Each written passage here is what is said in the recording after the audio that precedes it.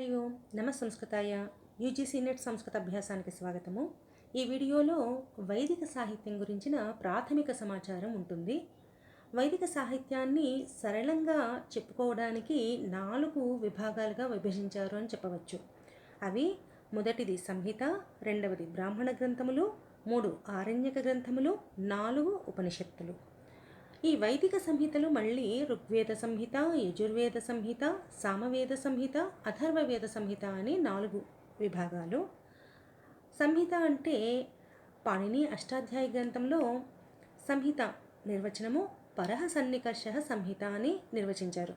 అంటే పదాలను సంధి మొదలైన వాటి ద్వారా సమన్వితం చేయగా వచ్చే రూపమే సంహిత అని చెప్పబడింది. సంహితల యొక్క ఋత్విక్కులు అంటే యజ్ఞం చేసేటప్పుడు ఋత్విక్కులు 4 ఉంటారు. మొదటివారు హోత, రెండవ వారు అధ్వర్యు, మూడవ వారు ఉద్గాత, 4వ వారు బ్రహ్మ. ఒక్కొక్కరి గురించి క్లుప్తంగా తెలుసుకుందాము. మొదట హోత. హోత ఎవరు అంటే ఋగ్వేదవేత్త హోమకర్త. ఈయన హోత. ఈయన ఏం చేస్తారు? యజ్ఞంలో ఋగ్వేద మంత్రాలను పఠిస్తారు. అంటే అందుకే ఋగ్వేదాన్ని ఏమన్నారు అంటే హోత ద్వారా మంత్రములు పఠించబడతాయి కాబట్టి హోతృవేదము అని కూడా అంటారు. ఋగ్వేదాన్ని హోతృవేదము అంటారు. అలానే యజుర్వేదాన్ని భిత్తివేదము అని కూడా అంటారు.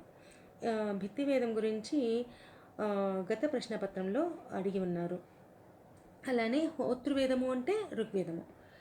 దేవస్థుతి చేసే ఈ మంత్రములను శస్త్రము అంటారు. శస్త్ర లక్షణం ఈ విధంగా చెప్పబడింది. అప్రగీత మంత్ర సాధ్యా స్తుతి శస్త్రం అని. అప్రగీత మంత్ర సాధ్యా స్తుతి శస్త్రం అంటే గానం చేయకుండా స్తుతిపరక మంత్రములను స్తుతి చేయడం, దేవతా స్తుతి చేయడము, గానం చేయకుండా, పాట పాడకుండా స్తుతి చేసేదాన్నే శస్త్రం అన్నారు.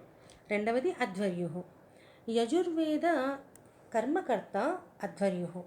అంటే యజుర్వేద మంత్రములను ఈ అధ్వర్యు పఠిస్తాడు. ఈయన యజ్ఞం కూడా చేస్తాడు. ఇంకా ఈయన యజ్ఞంలో నెయ్యి వంటి వాటిని ఆహుతులుగా సమర్పిస్తాడు. మూడవ వారు ఉద్గాత. ఉద్గాత అంటే ఉద్గాయతి సామయ. సామవేదవిత్ బ్రాహ్మణ. అంటే ఈయన సామవేద మంత్రములను పఠిస్తాడు. ఆ పఠించడం కూడా దేవస్థుతిలో మంత్రాలను గానం చేస్తారు. 4వ వారు బ్రహ్మ. బ్రహ్మ అంటే బృంహతి వర్ధతే యహ. అంటే బ్రహ్మ ఏం చేస్తాడు? మొత్తము యజ్ఞాన్ని ఆయనే పర్యవేక్షిస్తాడు. ఈయన యజ్ఞానికి అధిష్టాత మరియు నిర్దేశకుడు కూడా. ఈ బ్రహ్మ ఎలా ఉండాలి అంటే 4 వేదాలను అధ్యయనం చేసి ఉండాలి. దోషములను ఈయన సంశోధన చేస్తాడు. ఏదైనా తెలియంది అడిగితే దానికి తెలియజేస్తాడు. అందుకే ఈ బ్రహ్మను యజ్ఞానికి వైద్యుడు అన్నారు. యజ్ఞస్య భిషజ్కః అని అడిగితే బ్రహ్మ. ఈయన ఎలా ఉండాలి అంటే చతుర్వేదవిద్ అంటే 4 వేదములను పఠించి ఉండాలి, నేర్చుకుని ఉండాలి, తెలిసి ఉన్నవాడే ఉండాలి. తర్వాత ఋగ్వేదంలోని ఒక మంత్రంలో ఈ 4 ఋత్విక్కుల యొక్క కర్మలు ఈ విధంగా చెప్పబడ్డాయి. రుచాం త్వః పోషమాస్తే పుపుష్వాన్ గాయత్రం త్వో గాయతి షట్వరీషు బ్రహ్మ త్వో వదతి జాతవిద్యాం యజ్ఞస్య మాత్రాం విమిమీత ఉత్వః. ఒకానొక హోత ఏం చేస్తాడు యజ్ఞంలో అంటే అనేక రుక్మంత్రములను ఉచ్చరిస్తూ యజ్ఞంలో సహాయకారిగా ఉంటాడు. కొంతమంది గాయత్రీ ఛందస్సులో సామమంత్రములను గానం చేస్తారు. బ్రహ్మ అనే పురోహితుడు ప్రాయశ్చిత్త వ్యాఖ్యను చేస్తాడు. మరియు అధ్వర్యు యజ్ఞం యొక్క వివిధ కార్యములను నిర్వహిస్తాడు. ఈ ఋగ్వేదము, యజుర్వేదము, సామవేదము, అథర్వవేదము యొక్క ఋగ్వేదానికి ముఖ్యమైన ఋత్విక్ హోత, యజుర్వేదానికి అయితే అధ్వర్యు, సామవేదానికి ఉద్గాత, అథర్వవేదానికి బ్రహ్మ అని తెలుసు. అంతేకాకుండా ఋగ్వేదంలో హోతాకు సహాయకారులుగా ఉండే ఇంకా మిగిలిన ఋత్విక్కులు వాళ్ళ పేర్లు. ప్రతి వేదానికి 4 ఋత్విక్కులు ఉన్నారు. ఒక్కొక్క వేదంలో తెలుసుకుంటే ఋగ్వేదానికి హోత, మైత్రావరుణ, అచ్చావాక్, గ్రావస్తుత్ వీళ్ళు 4 ఉంటే, యజుర్వేదమునికి అధ్వర్యు, ప్రతిప్రస్థాత, నేష్ట, ఉన్నేత వీరు 4 ఋత్విక్కులు.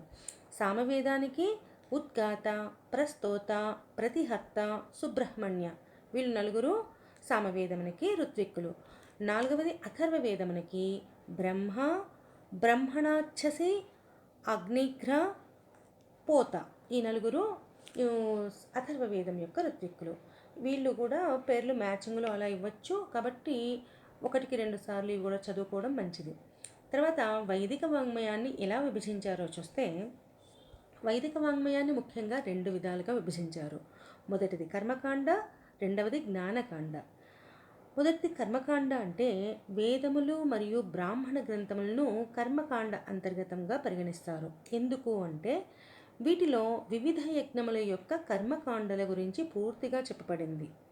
వేదములలో యజ్ఞీయ కర్మకాండలకు సంబంధించిన మంత్రములు ఉండగా బ్రాహ్మణ గ్రంథములలో వాటి విస్తృత వ్యాఖ్యానం ఉన్నది. రెండవది జ్ఞానకాండ. ఈ జ్ఞానకాండ విభాగంలో ఆరణ్యక గ్రంథములు మరియు ఉపనిషత్తులు వస్తాయి. ఆరణ్యక గ్రంథాలలో యజ్ఞీయ క్రియాకలాపముల ఆధ్యాత్మిక, దార్శనిక తత్వాల సమీక్ష చేయబడింది. వీటిలో బ్రహ్మ, ఈశ్వరుడు, జీవుడు, ప్రకృతి, మోక్షము మొదలైన వర్ణన ఉంటాయి. ఇది చాలా సూక్ష్మంగా వైదిక వాంగ్మయం గురించిన ప్రాథమిక సమాచారము. మళ్ళీ మరొక వీడియోలో కలుస్తాము. నమః సంస్కృతాయ. ధన్యవాదः.